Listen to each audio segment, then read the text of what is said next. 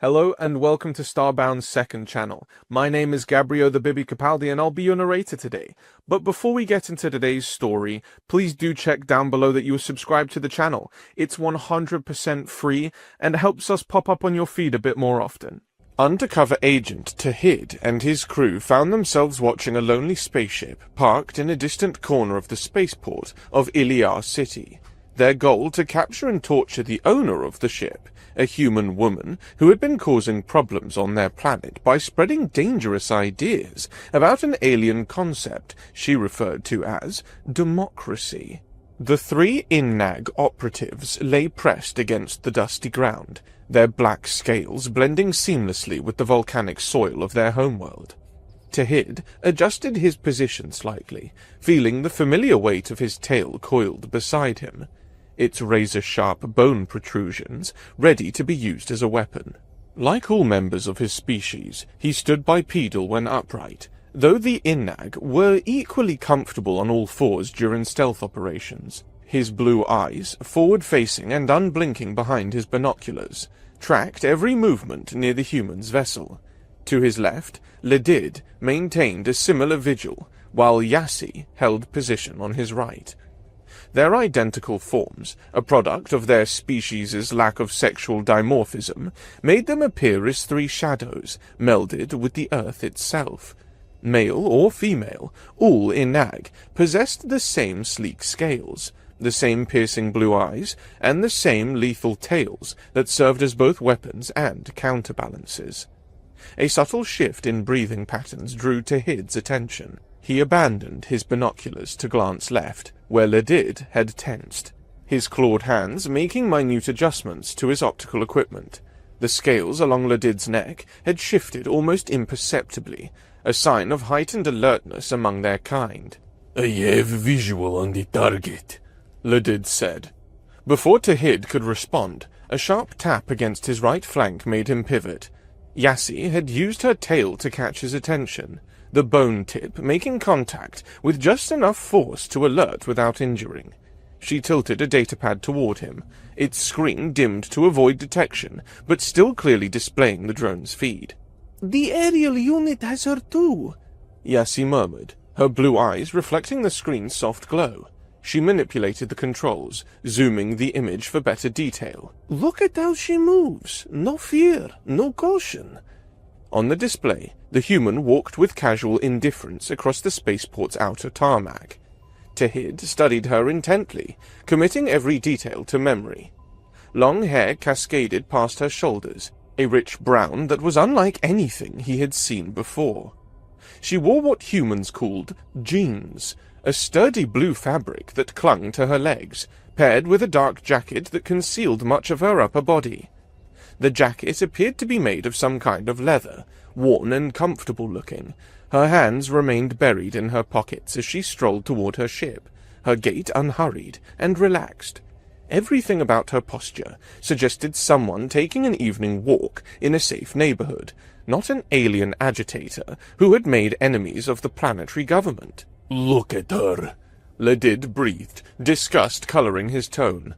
"Walking as if she owns the place, as if she hasn't spent the last 3 months spreading sedition among the worker castes." "No one knows how she arrived," Yassi added, her tail swishing in agitation, stirring small clouds of dust. "One day, nothing. The next, she's in the Capitol Square, speaking of rights and representation. No ship logged her entry, no transport recorded her passage. She just appeared." Tahid's scales rippled, a sign of deep thought among their people. "Which is why we're here. The Sovereign Council wants answers, and will extract them by any means necessary." He gestured toward the distant vessel with one clawed hand. "Intel confirms she purchased that ship after her arrival. 3 weeks after her first appearance, she walked into Gorin's used ships with a bag of untraceable credits and bought it outright. It's not her original transport." "Then how did she get here?" Ledid's frustration was clear, his tail moving erratically. Humans don't just materialize from thin air. Their technology isn't that advanced. We've studied their colonies, their ships. They need transport like everyone else. That's what we're gonna find out. Tahid replied grimly. The ship might hold clues, navigation logs, personal effects, anything that might indicate her origin. But first, we need her. Yassi, status on the nanonet. The female operative checked her equipment, her movements precise and economical. She opened a small case beside her, revealing the drone controller and its deadly payload. Drone deployment ready. The nanofibers will deploy in a sphere pattern. Impossible to dodge once activated. Coverage radius of 3 meters. Contraction speed of 2 seconds to full restraint. The fibers are rated for tensile strength up to 800 kilograms. Good. Ledid, your sedative darts? Ledid patted a sleek weapon at his side. Loaded with enough tranquilizer to drop a Morthan bull. Zephyr Klein compound, modified for mammalian physiology, based on what little we know of humans, though... He trailed off uncertainly. Their species had limited experience with human physiology. The few specimens that had been studied had shown remarkable variability in drug responses. We take no chances, Tahid decided. She's proven herself a capable fighter. Those workers she trained in her self-defense classes took down a full squad of civil enforcement, 6 trained officers, and they were left unconscious and restrained with their own equipment. We strike when she's most vulnerable. The moment she begins to open her ship, she'll be focused on the security procedures, standing still. Perfect opportunity. They watched as the human continued her approach, no less than 50 meters from her vessel. The ship itself was unremarkable, a standard Kellen-class courier, built for speed rather than comfort.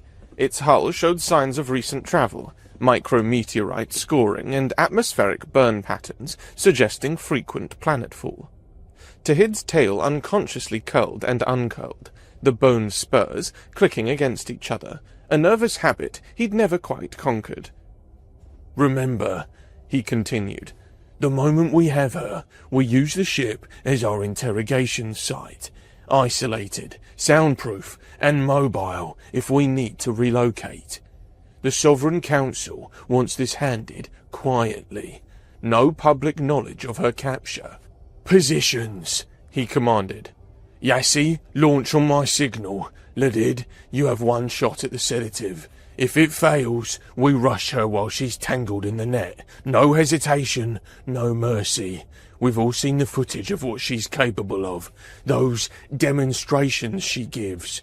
Whatever combat training humans receive, it's effective. His team acknowledged with subtle movements of their tails. They spread out slightly, creating a triangle formation that would allow them to converge on the target from multiple angles. The human was close now, pulling something from her pocket, a small electronic device that glowed softly in the darkness, likely the ship's access key. Steady, Tahid whispered, more to himself than his team. His muscles coiled, ready to spring. The months of surveillance, the careful planning, the authorization from the highest levels of government, it all came down to this moment. He could feel his heart's beating in the synchronous music of anticipation, pumping excited blood through his body. The human stopped before her ship's entry ramp, her back to them as she initiated the unlock sequence. The device in her hand projected a holographic interface, and her fingers began interacting with it. Perfect. Now! Tahid hissed. The night exploded into motion. The drone, hovering silently 30 meters above, released its payload at once. The nanonet expanded as it fell, its molecular fibers unfolding like spider's silk shot through with silver. It spread into a perfect sphere, its smart fibers already calculating the optimal configuration for capture. Simultaneously, Ledid rose to one knee in a fluid motion, his dart gun already aimed and steady. The whisper of the weapon's discharge was barely audible, the dart cutting through the air and moving toward the target. The net struck first, its intelligent fibers wrapping around the human's form like living things. They contracted automatically, binding her arms to her sides and tangling her legs. She let out a surprised grunt, the first sound they'd heard her make, as she toppled sideways. Her body hit the ground with a solid thud, the impact cushioned slightly by the net's design. The dart hit her neck a fraction of a second later, its auto-injector pumping the full payload directly into what they hoped was a major blood vessel. The small device then detached, falling to the ground as designed. "Move!" Tahid commanded, already sprinting across the open ground. His powerful legs propelled him forward. His team flanked him, their forms flowing liquid smooth over the terrain.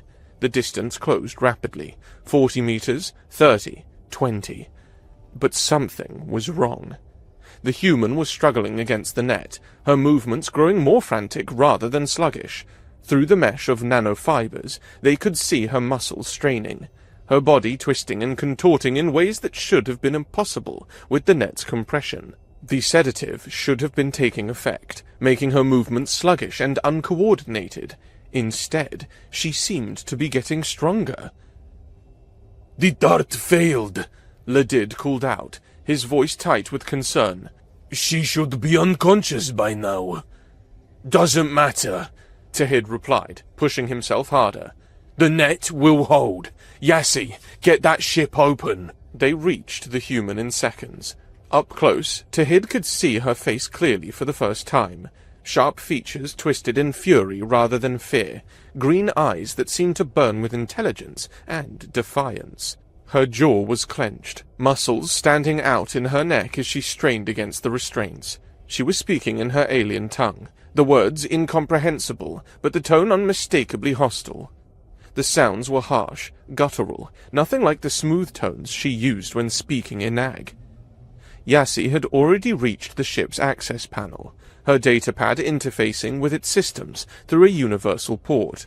Her claws moved fast, code streaming across the screen. "Their encryption is primitive," she announced, her voice filled with disdain. "Binary-based. Sequential lockouts. Give me 30 seconds. 30 seconds felt like an eternity. The human struggles intensified, and Tahid realized with alarm that the nanonet was beginning to stretch in places.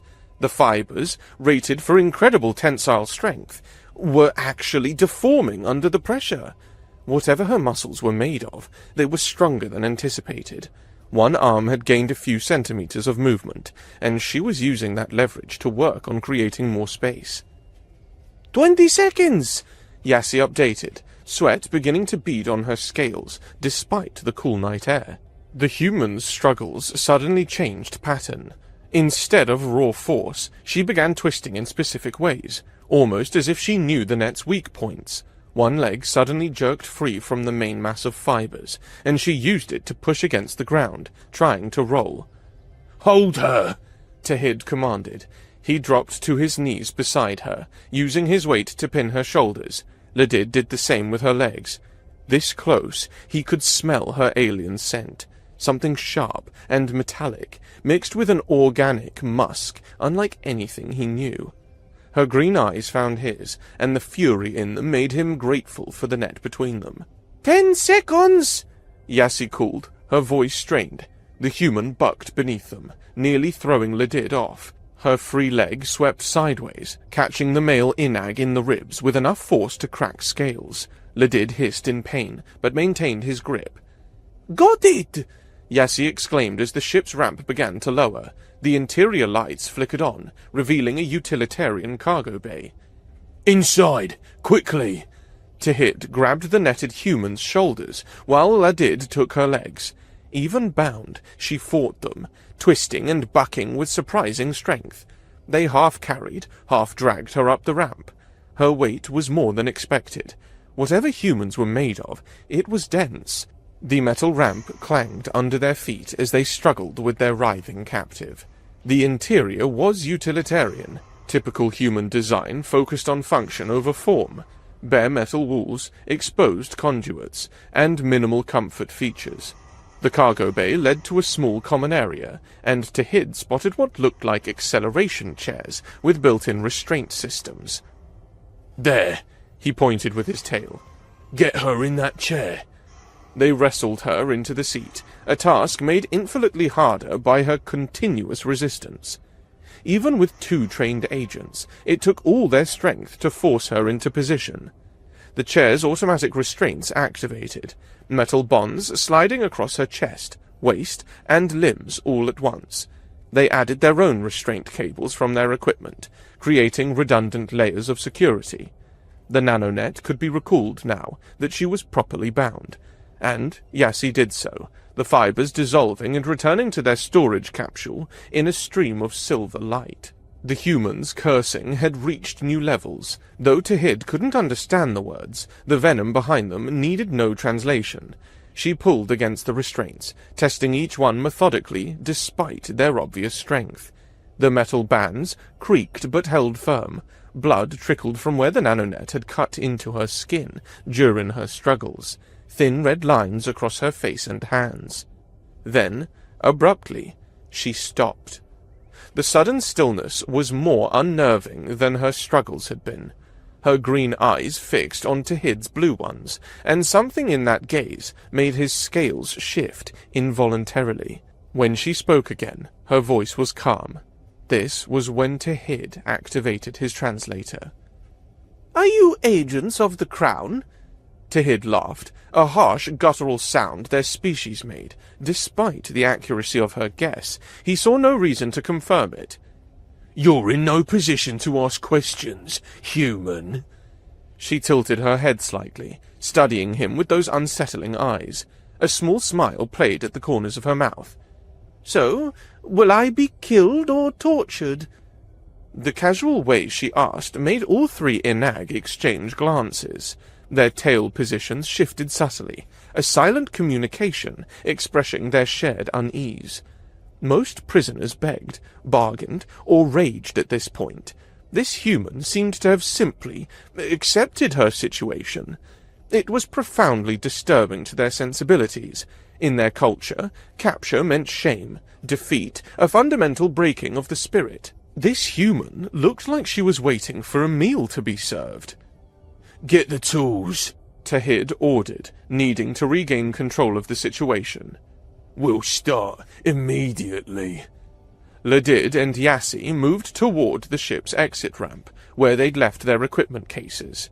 Their footsteps echoed in the metal confines of the ship. For a moment, Tahid was alone with the human. She maintained that steady stare, her expression almost serene, despite the blood trickling from where the net had cut her cheek.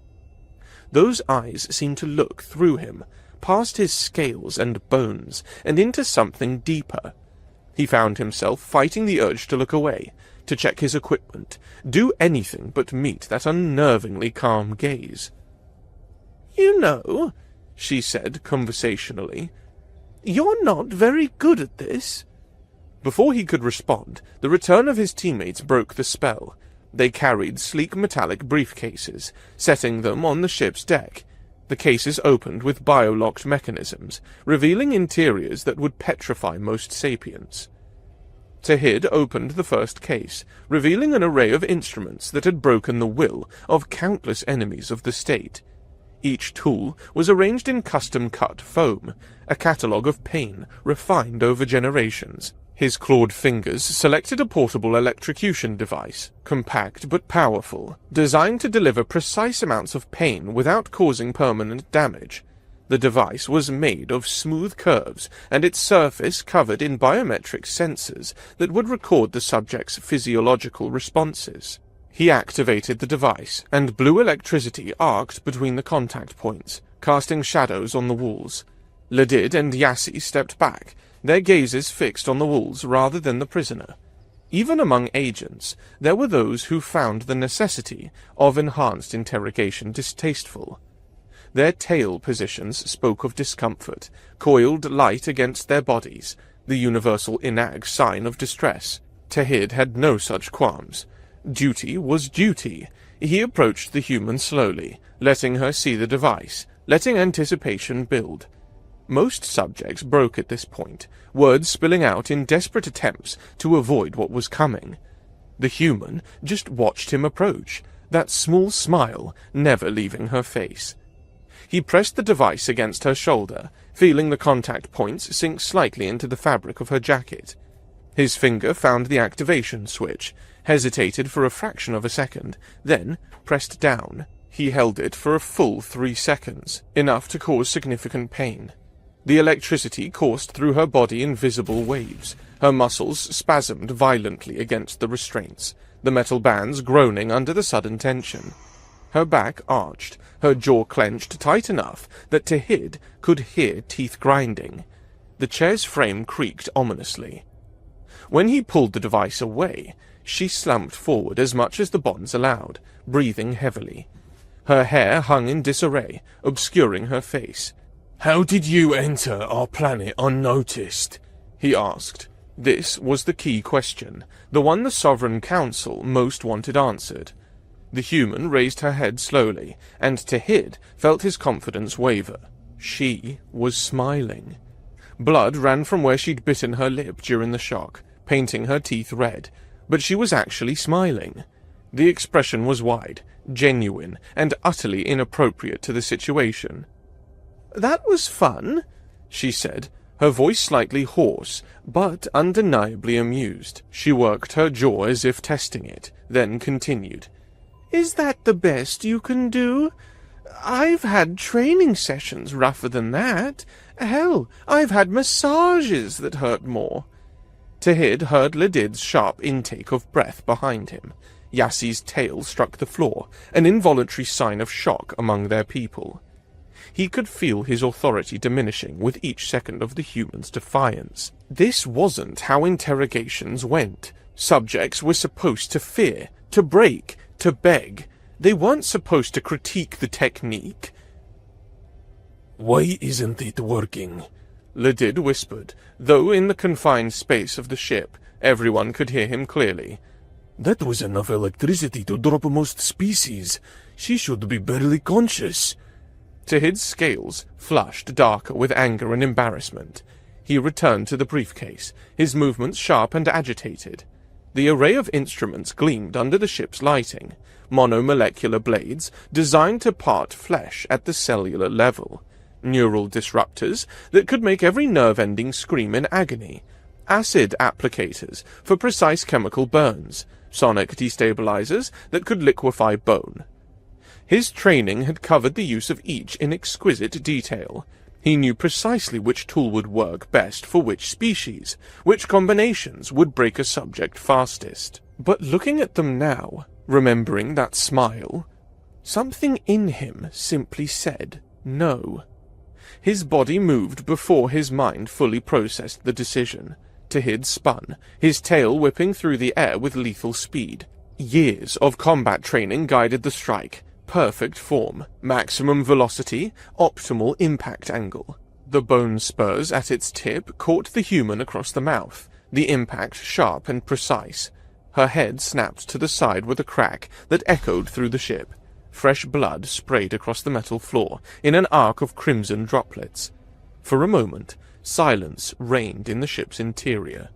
Then the human straightened, running her tongue along her bloodied lips.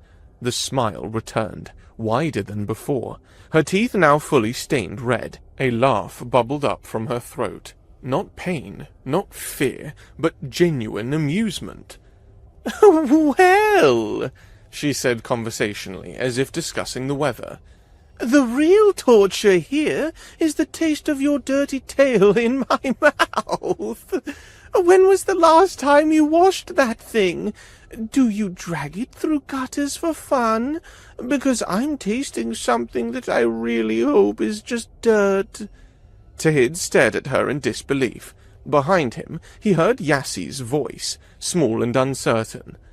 "Why isn't any of this working?" The human's green eyes found his again, and in them he saw something that chilled him to his core. Amusement. Pure, undiluted amusement. As if this entire situation was nothing more than a minor inconvenience, a briefly entertaining diversion in her day. She looked like someone watching a mildly interesting video, not a prisoner facing torture. "You want to know how I got to your planet?" she asked. her voice taking on a conversational tone despite the blood still running down her chin. She shifted in the restraints, getting comfortable, as if settling in for a long chat. You want to know why your toys don't impress me? Why your whole approach is... She paused, seeming to search for the right word in their language. Amateur? Unrefined? No, that's not quite right. Ah, cute. That's the word. Your approach is cute. Tahid's tail lashed involuntarily, betraying his agitation. Every instinct screamed that something was terribly wrong, that they had drastically underestimated their prisoner. But before he could respond, before he could reclaim control of the rapidly deteriorating situation, the human did something that made all three Inag freeze in primitive, instinctive fear. She laughed. Not the bitter laugh of the condemned or the hysterical laugh of the broken. This was genuine, warm amusement, as if she'd just heard the best joke in the galaxy. The sound echoed off the ship's metal walls, filling the space with its alien melody. It went on and on, building until tears streamed down her face, mixing with the blood to create pink rivulets. Oh! She said when the laughter finally subsided, wiping her eyes with a slight shake of her head. This is going to be educational. For you, I mean. Tell me, in all your training, did they ever mention what humans do for fun? The human shifted in her restraints, answering her own question. Have you ever heard of acupuncture? We stick needles into our bodies, dozens of them, sometimes hundreds, just to feel better. We pay good money for it, too. Then there's tattooing. We literally inject ink under our skin with needles, thousands of punctures per minute, creating permanent designs, hours of pain for art. She paused, watching their expressions with evident delight. Oh, and food. We add capsaicin to our meals. That's a chemical that triggers pain receptors. We breed plants specifically to cause us more pain when we eat them. Tahid's scales went stiff with frustration. This creature was mocking them, turning their interrogation into a lecture. He stalked back to the briefcase, his mind racing. There was one tool left, one that no species had ever resisted. Direct neural stimulation. Pain at its purest, most fundamental level. His claws closed around the neural inducer, a device that looked deceptively simple. A slim, metal rod with bioconductive contacts at one end and a control interface at the other. This wasn't about damaging tissue or triggering surface pain receptors. This went straight to the source, stimulating the pain centers of the brain directly. "Hold her head," he commanded, his voice cold. Ledid moved forward hesitantly, placing his clawed hands on either side of the human's skull. She didn't resist, just watched Tahid approach with those unnervingly calm green eyes. "Direct neural stimulation," Tahid explained, partially for his team, partially to build dread in the subject. "Every pain nerve in your body will fire simultaneously. There's no damage, no injury, just pure, undiluted agony." He positioned the contact end against her temple, the bioconductive metal automatically adhering to her skin. His thumb hovered over the activation switch. He looked at his team. Yassi had turned away, while Ledid's grip on the human's head trembled slightly. "Last chance," he said. "How did you arrive on our world?" The human just smiled. Tahid pressed the switch. The effect was immediate and dramatic. The human's entire body went rigid, every muscle contracting at once. Her eyes rolled back, showing only whites. A strangled sound escaped her throat, not quite a scream, more like all the air being forced from her lungs at once. The metal restraints groaned under the force of her convulsions. Veins stood out on her neck and forehead, pulsing visibly. He held it for 5 seconds, 10, 15. When he finally released the switch, she collapsed forward, gasping. Sweat poured down her face, mixing with the blood to create a glistening sheen. Her whole body trembled with aftershocks. That... she panted, raising her head slowly. That was better. Still, not great, but better. She worked her jaw, then continued, her voice hoarse but steady. See, the problem is you're thinking about pain wrong. Pain without psychological context is just sensation. Intense sensation, sure, but it lacks impact. She straightened further, meeting Tahid's incredulous gaze. You want to break someone? You need to make it personal, psychological. Gouging out my eyes and making me eat them. Now that would have psychological impact. The violation, the permanence, the sheer wrongness of it. Or there's a sensory deprivation combined with random pain, never knowing when it's coming. The Russians taught me that one. Tahid's tail lashed violently. How was she still lecturing them?